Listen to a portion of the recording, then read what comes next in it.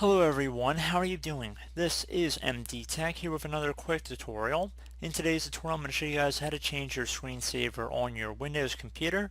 So hopefully this should be a pretty straightforward tutorial, and without further ado, let's jump right into it. So we're going to start by opening up the start menu. Just left click on the start button one time. You want to type in screensaver, 2 words. One of the best manages should say change screensaver right above control panel. Just want to left click on that one time.